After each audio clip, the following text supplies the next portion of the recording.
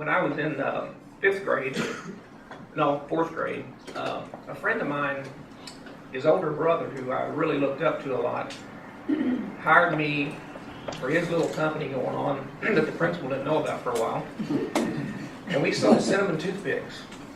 And we had a competitor selling cinnamon toothpicks, but not for as much as we were. We were getting a nickel per hour, but we were using the pure oil of cinnamon.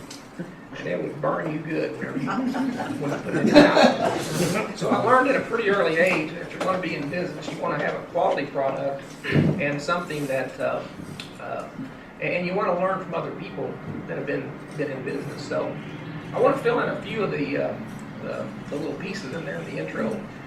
I've actually rubbed elbows with a couple of folks on the wall here. I actually work for one, and I'll tell you about that in a minute. Let's go to the prison part first, because sometimes I get a little nervous about that.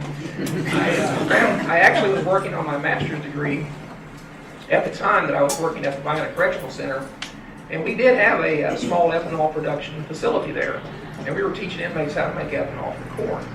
However, I think I learned more from them about making ethanol because the state hired me to test the alcohol concentrations of all the hooch that they found throughout the prison. Really a lot of new ways to ferment things.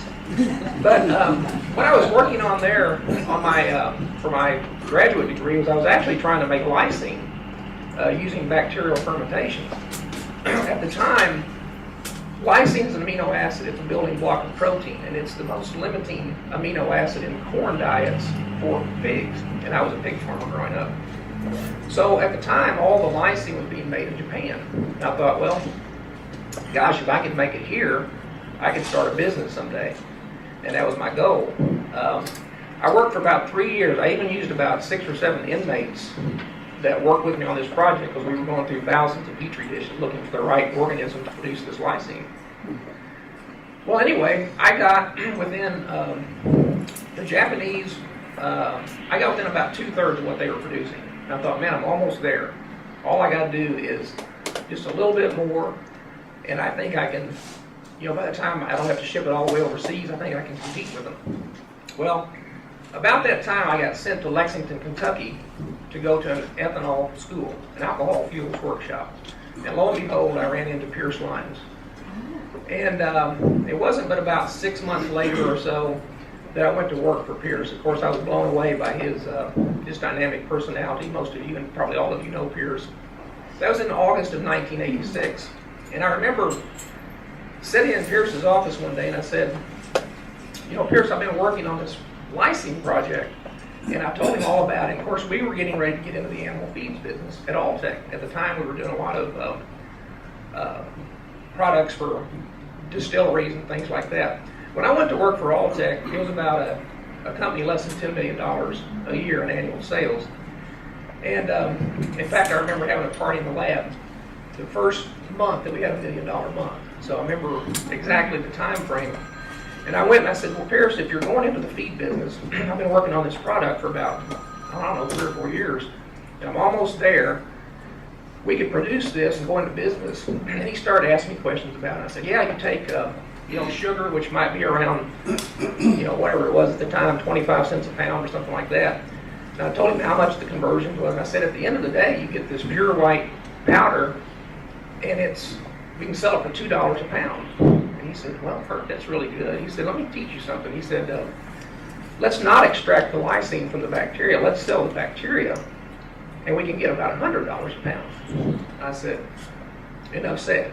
I think I learned my lesson here. So, but the neat thing about working at Alltech, in all honesty, was, well, I grew up on a farm. I grew up around, I would say, anybody that's a farmer or grew up on a farm or around a farm, they're entrepreneurial as they can be. They're always trying different things. It was no different for me growing up. My granddad, as I mentioned, he made brooms, grew his own broom corn, made brooms. My dad worked on TVs and radios. So I was always around that kind of thing. But what was neat working in Lexington with Pierce is that he taught me that you really have to be aggressive in your thinking. You have to think outside the box, and you can't worry about making mistakes. And if you know anything about entrepreneurs, it's not that we're really any smarter than anyone else. It's just that we're willing to get back up from our mistakes, and we're willing to persevere at a time when a lot of people wouldn't persevere. Imagine Kentucky or even America if it didn't have entrepreneurs. I don't think you could even have in America without entrepreneurs. They are so important to our, well, everything we stand for, but especially our economy. And if you think about it, as our economy continues to grow out of this recession, it will be because of the entrepreneurs. And some of these entrepreneurs run a very small business and some run very large businesses. But all entrepreneurs have the same thing in common. Like I said, they're willing to think outside the box. They're willing to persevere when no one else would. And I just tip my hat to everyone in this room who's being honored tonight, the emerging entrepreneurs. I tip my hat to the ones that have really shown what can happen and have done things on a large scale. I have to say that the other thing about entrepreneurs that I really like is that anytime you go to one, as someone starting out, they will always take the time to talk to you. And I've spent a lot of time with Pierce different times, running ideas by him, even after I left Alltech. And I don't know, I'm sure John White doesn't remember this, but when I left Alltech, I actually opened an ice cream store in Lexington. It's on the northeast side of Lexington on New Circle Road. I had no clue what I was doing, and I did everything wrong. If you just notice, I said the northeast side of Lexington instead of the south side where everybody was at. I also, in doing that, I opened the store, and we opened like around 9 o'clock in the morning. We closed at 6 o'clock at night. Well, I learned later that 60% of our sales came after 6 o'clock once I decided to stay open until 10 o'clock at night. But anyway, throughout that process, the first year, we did everything wrong. We spent, I had about $10,000 or $12,000 in savings. I took out 6 credit cards before I left Alltech. That's when they were just starting to mail you these credit cards, that you got. I'm like, what's this, I said, well, no, I'll never use them, but I'm going to go ahead and have them just in case. Well, I ended up living on them for about a year. And but I also sold a car. We did everything we could. Our business broke even without paying ourselves anything. So like I said, we lived off the credit card. But what happened is that we actually got a couple of pieces of press. We had one of the TV stations. Well, there was first the Herald Leader, I think, did a piece on just a small section. And then there's a guy named Earl McKinney that came through our store one time. Maybe you know Earl. He used to have a restaurant design business.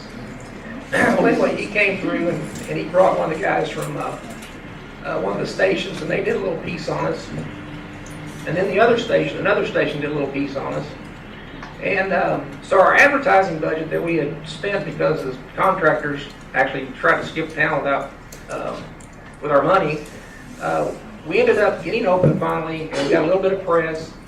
But after about 9 months, we decided, we got to do something different. Of course, we started doing other things like going into theme parks. We got into Opryland theme park in Nashville. And but before all that, I remember Earl actually gave me John White's number. And I called him, and you actually took my call. And we talked for about 10 minutes or so. And you asked me a few questions. I asked you a few questions.